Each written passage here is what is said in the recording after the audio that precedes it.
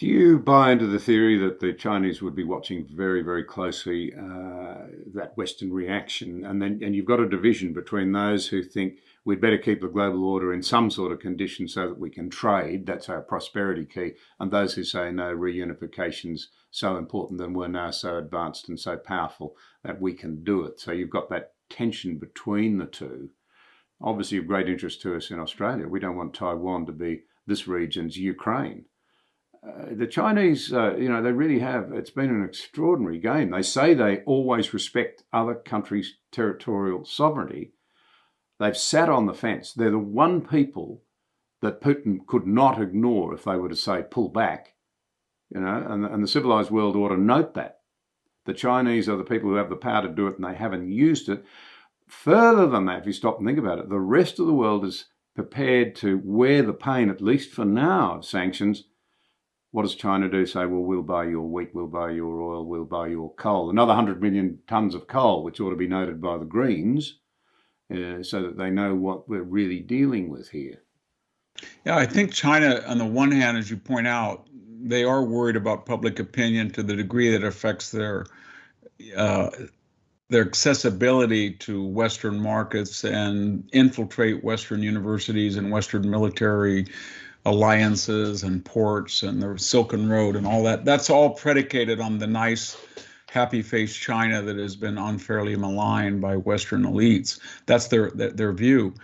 But on the other hand, they cannot condemn Russia because that's exactly what they are planning to do in Taiwan. They feel that a country that has native speakers on their borders has innate ties that supersede any international law about a country that declares themselves independent. They don't think Taiwan is independent. Russia thinks that Ukraine was never independent.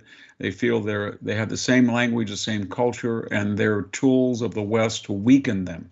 And so they're going to be subtle about it, but they're going to eventually and ultimately side with Russia and Ukraine and hope they win. I wouldn't be surprised if they're doing more than just wishing their win, because they're going to go into Taiwan maybe sooner or later and sooner. We don't know, but eventually they're going to try to go into Taiwan, and they can't be on record that would be contrary to international law, and they would resent that. And it'll be interesting to see what will be the lesson militarily from Ukraine, how long the Ukrainians last, and if they're analogous to how long the Taiwanese would last, and what would be the effect of sanctions on China. Because after all, it's easy to say an oligarch can't pull up his huge yacht into, Barcelona or the Piraeus, or it's easy to say that you're going to deny a general an ATM when he's on, vacation in France. But it's quite another thing to tell the Chinese, with all of that money and all of that influence, that they can't do this and they can't do that, when you have so many joint ventures, investments, students, athletes, actors.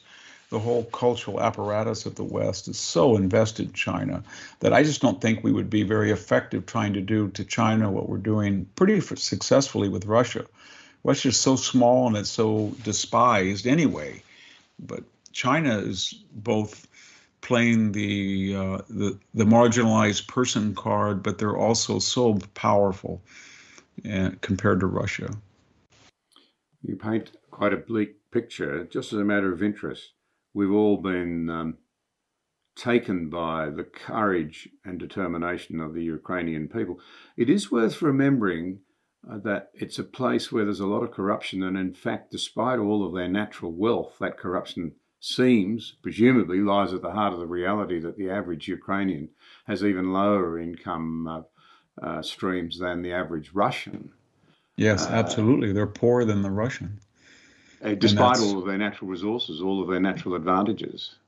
They don't have points yeah, you're absolutely right. I think there's a big, not that people thought they would roll over, but they thought they would be analogous to, here in the United States, people thought they'd be analogous to the Crimeans or the Georgians or Ossetia. In other words, they would fight for a while, but given their corruption and given that they have some of the most lucrative assets in terms of farmland, metals, and fossil fuels in Europe.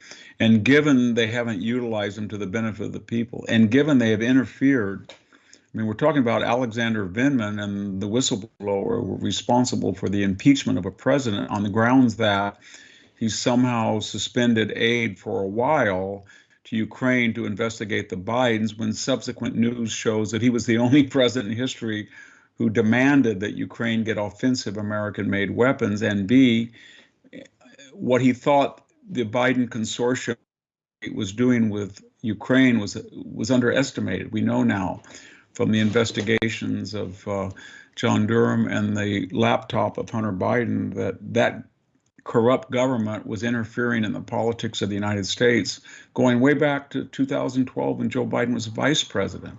So given all of that baggage, I don't think anybody thought, that Ukraine would capture the hearts and minds of Americans, and yet it has. And so it's a testament to the people. And there is a sense, too, that, and maybe you feel it in Australia, John, or your listeners do, that example of Zelensky and the citizens of Kiev, I think it's telling Westerners that you have wrong priorities. The world doesn't revolve around Jay-Z or the Super Bowl halftime show, or what Oprah says this, or what Bill Maher, a comedian at night, says. And you're a vacuous, superfluous culture in many ways. And there's only existential things that count: a secure border, united population, a readiness to defend your values, and be unapologetic if they're better than the alternative. I mean, you don't have to be perfect to be good. And the Ukrainians, far poorer, far more disadvantaged in some sense than we are showing a level of courage. I think a lot of Western leaders and their elected officials are saying, I wonder if we would do that, given the postmodern status of our population and our popular culture. So I think that it's a wake-up call that maybe the woke, oh, you weren't born in 1776, you were born in 1609. Oh, you can't put up a statue of Lincoln. Oh, we got to tear down Jefferson. Oh, we got to rename Father Junipero Serra Boulevard or something. All of that is superfluous when it gets down to it. And Ukrainians are reminding us of that.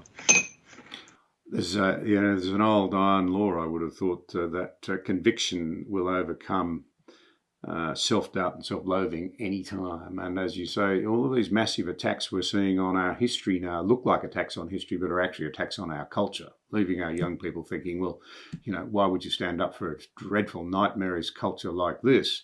But to come to the Taiwanese for a moment, they're different, of course, to the Ukrainians. It's a highly successful democracy, very prosperous place, population roughly the same as Australia, a wealthy country, as I mentioned. Would they inspire us with their willingness to stand up for their citizenship? We'll come to citizenship in a moment. Yeah, I think they do. I think what's happening to the West is that it's very ironic, is that the established West, the Anglo-speaking West, the former British Commonwealth and the United States, and then the countries that make up NATO and the EU, with the westernized democracies in Taiwan and South Korea and Japan. The heart of the West, if you look at all of those Western countries, the heart of it was traditionally in Washington, London, and Paris. And yet at the core of the West, there's the greatest degree of agnosticism, timidity, uncertainty. And I know that you suffer from those same symptomology, but you're still a frontier country. You're right near China. You have no margin of error. You're very rich, one of the richest continents or nations in the world naturally, but you don't have a large population. And that makes you a target by China. So there's still a garrison mentality among many Australians, that you don't have that margin of error that Europe and the United States has traditionally. And the same is true of Taiwan. The same is true, I think, of South Korea for a while longer. Japan, perhaps. But I think Americans in what I'm getting at, John, is Western Europeans are going to get inspiration from Eastern Europeans that don't have that level of affluence and historical protection, or from Southern Europeans like the Greeks. And the same thing is true of the Americans when they look at Australia, and the same thing is true of the Japanese when they look at Taiwan or South Korea.